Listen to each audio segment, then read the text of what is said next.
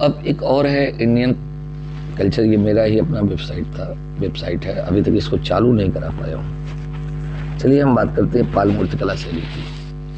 देखिए, पाल वंश के शासन काल में मूर्तिकला की एक नवीन शैली का जन्म हुआ, जो इस वंश के नाम पर ही पाल मूर्तिकला शैली के नाम से पुकारी गई। प्रसिद्ध इतिहासकार तारानाथ इसको पूर्वी शैली नाम दिया है। धीमान तथा उसका पुत्र बीतपाल 9वीं 7वीं शताब्दी के उत्तरार्ध के प्रसिद्ध चित्रकार और मूर्तिकार थे, यानी 900, जिसको आप 9th सेंचुरी भी कहते हो। तो धीमान और उसका पुत्र बीतपाल, ये लोग क्या थे? प्रसिद्ध चित्रकार और मूर्तिकार थे। तो इस शैली का विकास पूर्वी भारत में हुआ, अतः तारानाथ ने इसको क्या कहा? पूर्वी मूर्ति शैली नाम दिया, जो उचित है।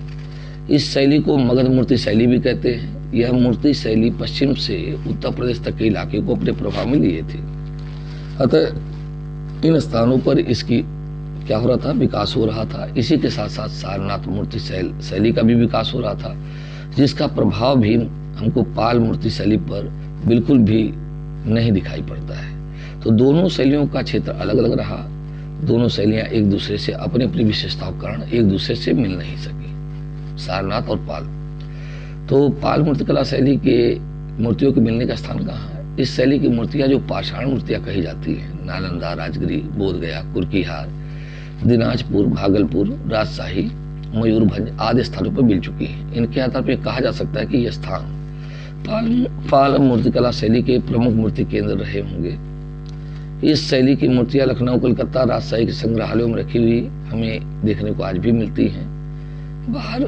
भारत के बाहर लंदन, पेरिस, बर्लिन और अमेरिका के बोस्टन, न्यूयॉर्क के संग्रहालयों में भी ये मूर्तियां प्राप्त होती हैं। पाल मूर्ति शैली की धातु मूर्तियां नालंदा, चिटगांव और कश्मीर में भी मिली हैं, जो देखने योग्य है। तो ये मूर्तियां क्या हैं? इनका विस्तार दिखाई पड़ता है कि कहाँ कहाँ ये प्राप्त हो रही हैं, या फिर तस्करी के माध्यम से, या फिर अंग्रेजों के समय में इनको अलग अलग देशों में भी पहुंचा दिया गया था। तो ए.एल. बासम के शब्दों में इस मूर्तिकला शैली की धार्मिक मूर्तियों में, देवताओं की मूर्तियों में शिल्प शास्त्रीय नियम पूर्णतः पालन किए गए हैं। उनकी शारीरिक संरचना, भाव, व्यंजना, भंगिमा सभी कुछ नियमानुसार है। प्रत्येक देवता के अनेक विशेष प्रकार के गुण थे, और इनके ये गुण इस शैली की मूर्तियां बनाते समय मूर्तिकार ने दर्शाए हैं। शरीर, अंगों और आकृतियों के निर्माण में अनुपात का ध्यान रखा गया है, और मूर्तिकला के प्रत्येक सिद्धांत का पालन भी पूरी तरह से किया गया। परंतु इस शैली का मूर्तिकार अपनी लगभग पौरोहित कला में विलक्षण विभिन्नता उत्पन्न करने में सफल हुआ है। गोल तथा सौम्य मुखड़ा, सुपुष्ट मांसपेशियां, चौड़े स्कंध, कमनीय देह, यष्टि पाल मूर्तिकला की प्रमुख विशेषताएं हैं। साथ ही साथ पाल मूर्तिकला की मूर्तियों की फिनिशिंग भी बड़ी सुंदर और सजीव है। देखिए, कहीं पे कुछ लिखा हुआ दिक्कत आ रहा है तो सुन लीजिएगा, ठीक है ना? क्योंकि उनकी आकृतियों में हमें सुंदरता की गहरी छाप देखने को मिलती है, और उनकी पॉलिश चमकदार है, जिसके कारण मूर्तियों की पाषाण के अपेक्षा धातु की बनी हुई दिखाई देती है। ऐसा मतलब पॉलिश किया गया। गुप्तकालीन मूर्तियों की समस्त विशेषताओं के दर्शन हमें पाल मूर्तिकला शैली की मूर्तियों में अपने निखार रूप में, यानी सौंदर्य रूप में देखने को मिलते हैं। उसमें अच्छा शारीरिक सौंदर्य, अलंकरण, जो भाव, व्यंजना है, सभी का उन्नत रूप ये गुप्त मूर्तियों के मुकाबले देखने को मिलता है। परंतु पाल मूर्तिकला के गुप्तकाली मूर्तियों के समान भाव उत्पन्न नहीं कर पाए। मतलब जो पाल मूर्तिकला है वो गुप्तकाली मूर्तियों के समान भाव उत्पन्न नहीं कर पाई। मूर्तियों की तराश, बनावट, ये सब बस विशेषता बता रहा हूँ पाल मूर्तिकला की।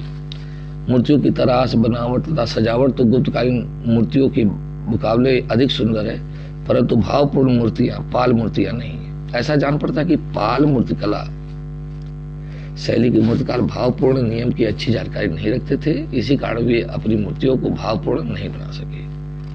अब ध्यानपूर्वक अध्ययन के बाद यह कहा जा सकता है कि पाल मूर्तिकला में मूर्तिकारों को अपनी कल्पना में अधिक योग्यता प्राप्त नहीं थी। उनको देवी देवताओं की ऐसी भावपूर्ण मूर्तियां बनानी थी जिनको देखने पर ध्यान केंद्रित होते। हमारे इस कथन को सही सिद्ध करने में प्रोफेसर भगवत शरण उपाध्याय जी का कथन बड़ी सहायता देता है कि काले पत्थर की मूर्तियों द्वारा शिव, विष्णु, ब्रह्मा आदि के परिवार को बनाए जाने लगे। अवयवों का तीखापन धातु की मूर्तियों में अनुकृत हुआ, परंतु अभिव्यक्ति की दृष्टि ये मूर्तियां सर्वथा मूक हो गई। पाल मूर्तिकला की मूर्तियों में इस शैली के मूर्तिकारों ने आभूषण भी अछूते ढंग से बनाए गए, जो इस शैली की मूर्तियों की एक प्रमुख विशेषता कही जा सकती है।